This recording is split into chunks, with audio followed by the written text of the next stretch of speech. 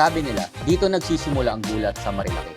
Grabe, napaka-disappointing naman yung Marilaki na yan. Budol. Yun yung biggest disappointment ko. Pero guys, napakaganda ng Marilaki pa rin talaga. Guys, enjoy na lang natin tong lugar. Still safe to go up there. Walang aksidente tayo nakasalubong. Safe na safe. Going back there, solo trip guys. Na-try natin mag-solo ride. Yung fear ko na traveling alone, medyo na-conquer ko. Ang maganda guys, nag-enjoy ako kasi solo. Kahit sanay tayo na lagi tayong may kasama, at least this time, na-conquer natin yung fear natin na yun. Plus yun sa ating travel today. Plus din is yung kahit pa paano meron tayong shot ng Sea of Clouds. May nakita pa rin tayong Sea of Clouds kahit di tayo natuloy kanina sa gulod. Plus din, ang sarap ng kape dun sa pinuntahan natin kay Ian Veneracion. In this video, you will see the different places na pinagtatambayan ng mga motorcycle riders, bikers, and tourists. Yung Big C, Devil's Corner, and Manukan. Kaya tara na, simulan na natin yung adventure natin dito sa Marilaki Highway. Guys, andito na nga tayo sa isa sa mga iconic na kitaan dito sa Boso-Boso Shell. Pero dahil nga kakabalik lang natin guys, hindi gusto ko talaga makita yung Dunkin Donut. Alam mo yun, parang iconic oh. Ayan oh, yung bagong meetup place oh. Papansin nyo guys, napakaganda ng setup nila dito. Yan yung bago dito. Dito sa kaliwa natin guys, ito talaga yung pinaka meetup dati. Mapapansin nyo, ang dami pa rin dito nagme-meetup. Solid, di ba? Pero kasi ngayon hinahabol natin guys yung ating gala. Hindi madali pumunta doon sa totoo lang. Medyo maputik. Yun ang sabi rin sa akin ni Master YB Ride PH, si Maka Aerox din tinanong natin. Pero pagdating doon, pwede na tayo magtanong tara. At maturo ko sa inyo guys kung paano pumunta talaga doon. Medyo mapag, so medyo good sign. Saka papansin nyo yung mga puno. Ay, hindi gumagalaw. Ibig sabihin wala masyadong hangin. So that is one of the good sign. May potential, may possibility po na makakita tayo ng Sea of Clouds. Grabe, ang dami ng mga twisties. Ito na yung mga sunod-sunod guys. Ingat na kayo dito guys. Pero tayo chill ride lang. Madulas din pansin mo. Guys, napakalamig. Pero tingnan mo si Kuya, parang wala lang. Solid. Laminar 47. Baras Rizal na pala tayo guys. Ito yung tinatawag nila guys na Big C. Napalaking kurba nito. Dati pupwesto kami dito, nanonood kami. Talaga literal. Ng mga bumabanking. Tapos sobrang dami aksidente na nangyari guys. Sobrang dami. Dati maganda tingnan. Sa totoo lang. Pero parang yun nga. Hindi nga to racetrack. Yun nga yung sinasabi nila guys. Kung ako akit sa inyo, gayaan nyo lang para tayo mag-ride sa chill lang. Ayan. Tama chill lang. Ito na ata guys yung tinatawag nilang Devil's Corner. Kasunod nun guys, itong iconic naman na Manukan. Ayan mga riders din. Grabe, ang sarap ng pakiramdam. Sarap magmotor. Time check, mag-7 na. Mga ventures, pag nakita nyo yung sign na yan, tsaka kayo pumasok. Pero yung ways talagang accurate pa naman so far kasi meron daw 20-minute walk according kay Master YB Ride PH. Yan, may onting rough road guys. Minsan talaga may mga daan na pahirapan. Tapos maganda sa dulo pa. Ay, walang Sea of Clouds guys. Madulas. Uy, dulas. Grabe. Sinabihan naman tayo na maputik talaga ngayon. Dahan-dahan lang. Starting din tayo dun. Dito po yung papunta sa Tarasagulod. Salamat po. Yung gulong kasi natin stock tiles kaya parang medyo madulas. Hindi naman tayo nakapag-rides ng ganito. Nabudol ko yung sarili ko. Kasi ako pumipili na mahirap. Hindi mo madali. May viewscape naman. Pag may Sea of Clouds pero maabutan pa natin. Yan, may sementado dito. Ito pala yung sinasabi nila. Teresa Sari Store. Ito yung lakaran natin. Umulan kasi kagabi. Parang pansin ko nga na parang wala kang Sea of Clouds. Okay lang yun. First time natin pupunta dito. Tas solo pa tayo. Kaya pala kailangan talaga 4x4 dito. Sobrang dulas. Maputik. Aray ko. Wala akong Sea of Clouds na makikita.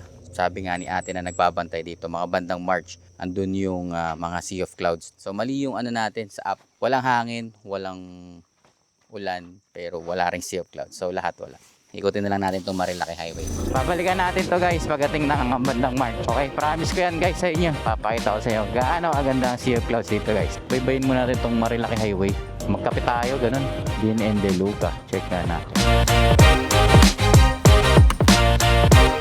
Para ka nasa Tagaytay guys. Ito yung menu nila guys. Coffee lang tayo. Ito papakita ko sa inyo sa drone shot natin.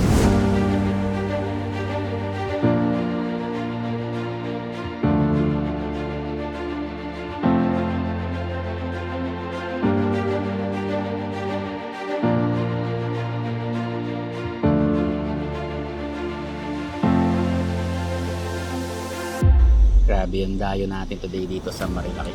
I-expected natin na medyo makapal yung Sea of Clouds kasi walang hangin. Nakita ko na kasi nawala pero kasi maganda pumunta sa gulod na merong Sea of Clouds. Grabe, yung mga drone shots din natin napakaganda. Ngayon napakanipis lang, pero at least meron tayong nakita.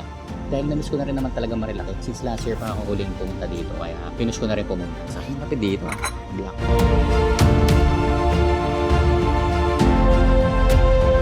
Ang Tagaytay feels yung datingan dito sa pwesto na to. Kahit bigo tayo sa lakad natin guys, para sa akin okay na rin. Ito kasi yung pinaka hindi ko ginagawa, yung mag solo ride. Lagi natin kasama mga kaibigan natin, sila YB Ride, sila mga Aerox, ayan sila. You know, travel therapy, okay din naman. Pero syempre, the best pa rin talaga magkaroon ng kasama sa rides. Until now, 2026 di pa rin tayo nakapuntang dulot. Yun pala, sa pwesto na to guys, merong LTE signals. Mostly, hindi naman lahat. Maraming part dito sa Marilaki Highway or dito na banda sa may mga restaurants or ano. Walang signal. Marami ng mga lugar na talagang upgraded na siya.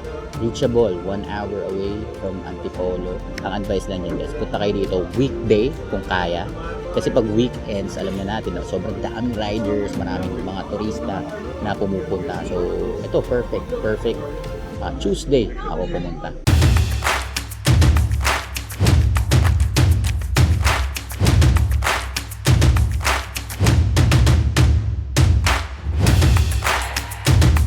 Meron kasing branch, si Bea Alonso, yung nasa QC. So ngayon, sabi ng staff dito guys, si Ian Veneracion naman ang may-ari ng branch na to. Tingnan nyo naman dito, parang sobrang ganda kasi ng scenery. So guys, pag pumunta kayo kasi dito guys, makikita nyo dito sa left side natin, ito. Guys, kitang-kita nyo ni Pinilla Windmills. Enjoy! Solid! So if you're interested for this kind of content, please subscribe to our channel, hit the notification bell to be updated for more adventures like this. Ay, yung mga windmills dito, kitang-kita yung windmills dito. Meron dito na elevator. Ito kasi yung dadaanan niya guys. Strictly for PWD, pregnant women, and senior citizen only.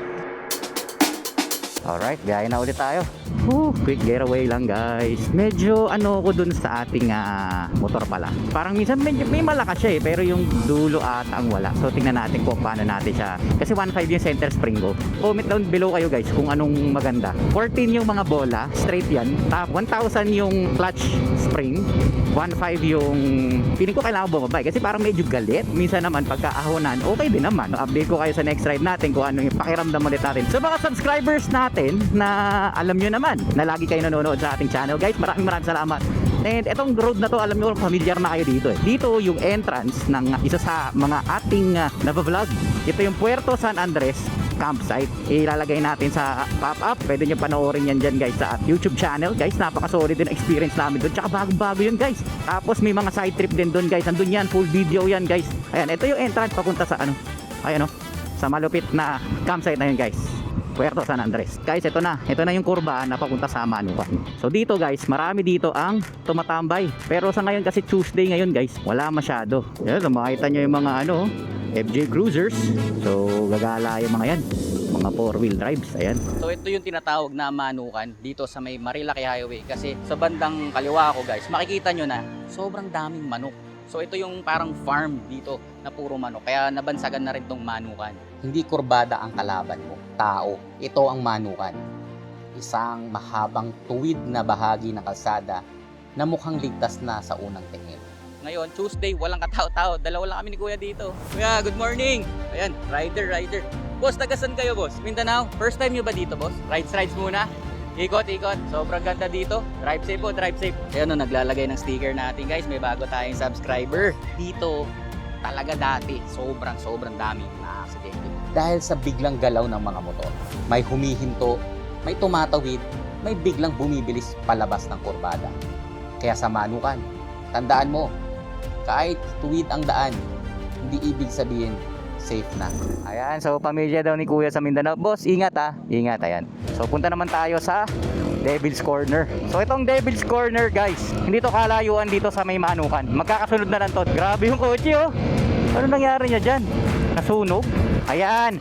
So pag nakita nyo na medyo malaki na yung mga kurbahan. Ito yung tinatawag na Devil's Corner. Okay mga adventures, nandito tayo sa tinatawag na Devil's Corner. Makikita nyo yung palusong galing sa taas, tas pababa. Guys, grabe yung pagkurba. Talagang yung iba talagang mapapabangking dito.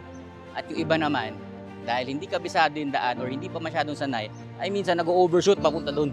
Ito ang Devil's Corner. Isang matarik, masikip, at pababang kurbada sa kilala sa dami ng aksidente. Pag galing dito naman sa pababa, guys, minsan kumakain din sila ng kabilang lane. Lagi lang kayong mag-iingat. Oo, may mga kwento online tungkol sa kababalaghan. Pero sa totoo lang, disiplina at tamang timing sa pagmamaneho ang susi para makaligtas. Guys, tingnan nyo naman yung kurba dito. Sobrang solid oh. Maraming mga turista dito, maraming mga riders pupunta dito. Kailangan talaga safety first. Ipapakita ko sa inyo to, gaano kaganda ito sa taas. Hindi basta-basta ang daan dito. Isang maling galaw lang at pwede kang malagay sa delikadong sitwasyon. May tip ako sa iyo. Slow in, slow out. Huwag maipagsabayan sa bilis. Mas mahalaga ang ligtas na pag-uwi kaysa sa adrenaline rush. Ayun yung mga namimitik ko. Ayan, ang dami nila oh. Solid, di ba? Ito ang Big C ng Marilaki. Isang higanting kurbada na hugis letrang C at isa sa pinakasikat na meeting point ng mga nagmomotor. May kape, may kubo, kumpleto. Ganda! Ano naman yung kalsada? Napakasolid. Dito humihinto ang mga rider para magpahinga, magpa-picture at magkwento. Andito Tuesday na Tuesday pero guys, ayan, shoutout po sa inyo lahat, boss. Ay, ayun no. Ayun, solid oh. Ayun. Oh guys, pag napadaan kayo dito, may mga sinasabi yung mga photographer po natin dito. Walang kasalanan ng photographer dito sa namimitik. Kasalanan talaga ng mga kabote. Mukha lang itong simpleng kurbada, pero dito na-aksidente ang napakaraming rider. Ayan, sila po kasi yung humihiga, hindi naman po yung camera eh. Hindi naman hawak kami ng manubela. Ayan, so tama. May point din naman talaga sila. Kaya guys, enjoy nyo lang pag nandito kayo sa Marilaki. Hindi nyo kailangan magpasikat. Yan, may mga tropa din tayo, lagi natin inaaya sila sa Marilaki, pero takot sila. Dahil nga, iniisip nila, yun, accident prone. Ayan, mga riders, oh, solid. Boss, maraming salamat po. Thank you, boss. Thank you, boss. Ayan, sila. Sabihin nyo na lang yung mga page nila, boss. Kayo page nyo po. Ayun, PNG shots. Ayan, pupuntahan natin. Ayan, solid. Ayan, puntahan nyo, boss. Ayan. Para mamaya maano natin. Thank you po. Marami rin dito mga cyclist. Ayan, so paalis pa lang sila guys. So ayan yung mga riders natin. So kapag meron kayong sticker, pwede kayong magkabit dito. Pansinin nyo guys, yung sahig natin medyo may pagkamadulas yan kasi basa. Kaya kailangan ingat. Ito kinakatakutan ko dito eh. Yung tipong paliko tapos merong baka may umovershoot. Yun lang yung wini-worry ko. Lumusot yung brakes natin sa ito dito. Ano ba to? Bakit kaya? Ayan, magpapa-brake cleaning na rin tayo. Ito yung isang spot na sikat din guys. Ito, dami rin namin mitik dito. Ayan, oh. So ito yung tinatawag na Palo Alto. Guys, dito pagpaakyat kayo, ito pala yung isa sa mga una. Palo Alto. Ayan. Kailangan nyo mag-smile. Kahit naka-helmet kayo, mag-sign na lang kayo. Peace sign, ganun. Akala ko nga pinagbawal na yung mga mamimitik. Solid pa rin naman. Andyan pa rin sila. Sayang din naman kasi souvenir mo guys. Pwede kayo mag-donate guys. Yan, donate kayo. Kasi solid din naman yung mga equipment sa gamit nila. Nakita nyo naman kanina.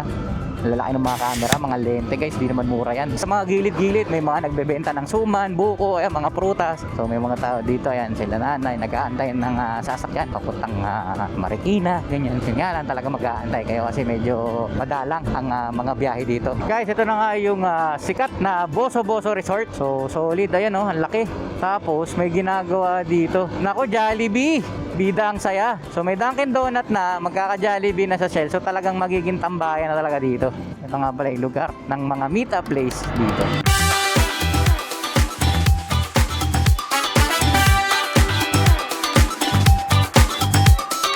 Okay, so ayan na nga yung Dunkin Donut. Okay din mag-chill dyan. Minsan ayain natin yung mga kasama natin. Dito ganda rin ng ambience. So guys, maraming salamat at sinamahan nyo ako dito sa Marilaki Highway. And hopefully nag-enjoy kayo sa video na to. If you do enjoy this kind of video guys, please subscribe to our channel, hit the notification bell to be updated for more adventures like this. Sa susunod, doon tayo sa Dunkin Donut. I think there's a better time para pumunta doon. So next time, mapapakita ko talaga yung ganda na dapat nung nakita kanina. Marami pa tayong mga adventure.